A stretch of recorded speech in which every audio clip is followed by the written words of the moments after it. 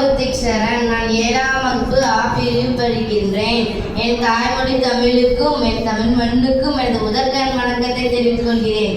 India வரலாற்றின் ஒப்பற்ற நாயகன். ஆங்கிலேயர்கள் இவரை பார்த்து அஞ்சுவர். இவர் பெயரை சொன்னாலே ஒவ்வொருவரின் ரத்த நாளலும் துடிக்கும்.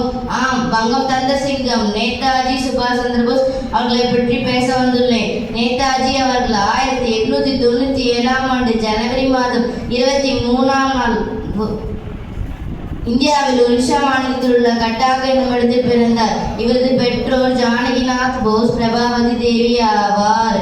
கல்வி கற்பதில் சிறந்த மாணவராக விளங்கியவர் நேதாஜி. 1919இல் BA பட்டம் பெற்றார். ICS தேர்வுக்கு படிக்க லண்டனுக்கு சென்று ICS தேர்வில் 4வது மாணவனாக தேர்ச்சி பெற்றார். ஜாலியன் வாலாபாக் படுகொலை இவரை மிகவும் பாதித்தது. இதனால் நேதாஜி சுதந்திர போராட்டத்தில் ஈடுபட்டார். மகாத்மா காந்தியை முதலில் தேசத்தந்தை என அழைத்தவர் நேதாஜி தான்.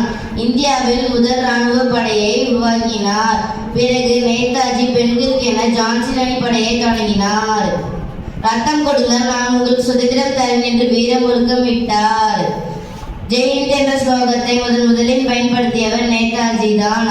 ஆகஸ்ட் 18, 1945ஆம் ஆண்டு நேதாஜி பயணம் செய்த விமானம் பர்மோசா தீவுக்கு அருகே அவர் விபத்துக்குள்ளாகி அவர் இறந்து விட்டார். ஜெய்ஹிந்த்.